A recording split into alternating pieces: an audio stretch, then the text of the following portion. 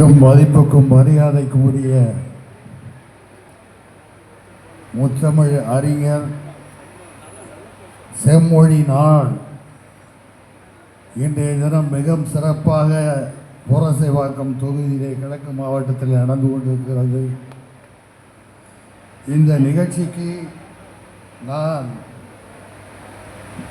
நம்முடைய மதிப்புக்கும் மரியாதைக்கும் உரிய மாண்புமிகு அமைச்சர் சேகர் பாபு அவர்கள் எந்த நிகழ்ச்சிக்கு கூப்பிட்டாலும் எப்போ கூப்பிட்டாலும் ஒரு மணி நேரத்துக்கு முன்னாடி கூப்பிட்டா கூட நான் வந்துடுவேன். அப்படிப்பட்ட ஒரு நல்ல மனிதரை பார்ப்பது அரிது, அரிதிலும் அரிது.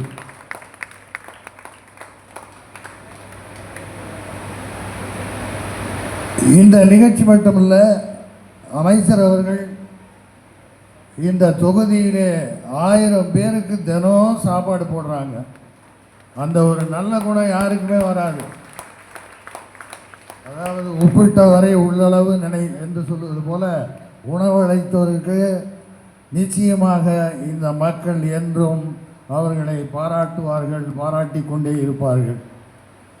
இந்த விழாவுக்கு வருகை தந்திருக்கின்ற மதிப்புக்கும் மரியாதைக்கும் உரிய அமைச்சர் கோவி செழியன் அவர்களே,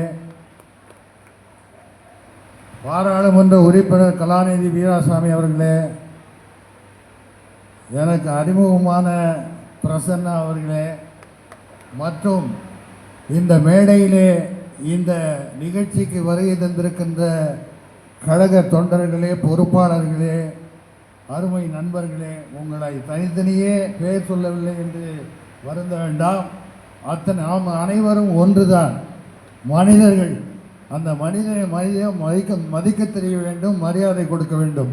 அதான் அமைச்சர் சொன்னாங்க, மாணவ செல்வங்களே பேரை சொல்லும் பொழுது கைத்தட்டுங்கள் என்று.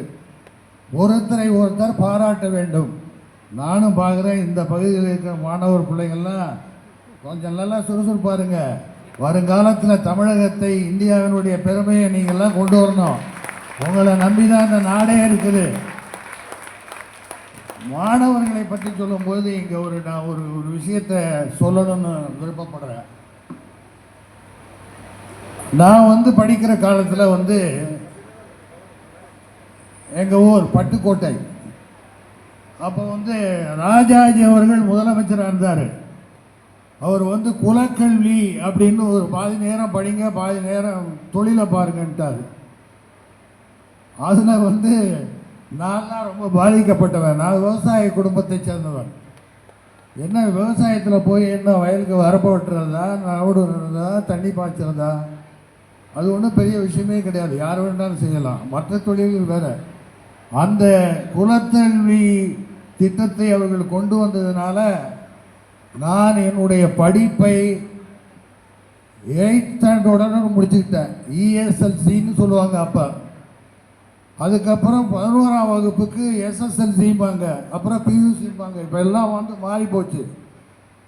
அப்படி நான் படிக்க முடியவில்லை என்றாலும் பல காரணங்கள் இருந்தது. நீங்களெல்லாம் படித்து இந்த நாட்டுக்கும் நாட்டு மக்களுக்கும் பெருமை சேர்க்க வேண்டும், பிறந்த வீட்டுக்கும் தாய் தந்தையருக்கும் பெருமை சேர்க்க வேண்டும். உங்களுக்கெல்லாம் நல்ல வாய்ப்பு கிடைச்சிருக்கு. இன்றைக்கு முதல்வர் அவர்கள் மதிய உணவு திட்டம் மட்டுமல்ல, காலை உணவு திட்டமும் கொடுக்குறாரு. எல்லாருக்கும் உதவி பண்ணுறாரு. மற்றவங்க நல்லா இருக்கணுங்கிறதுக்காகவே இரவும் பகலாகவும் பாடுபட்டு கொண்டிருக்கிற முதல்வர் தான் நம்முடைய தமிழக முதல்வர் தளபதி அவர்கள். முத்துவேல் கருணாநிதி ஸ்டாலின் என்கின்ற முதல்வர் தான் இன்றைக்கு தமிழக மக்களை, குறிப்பாக பெண்களை, மாணவ மாணவிகளை எல்லாம் காப்பாற்றி கொண்டிருக்கின்றார்.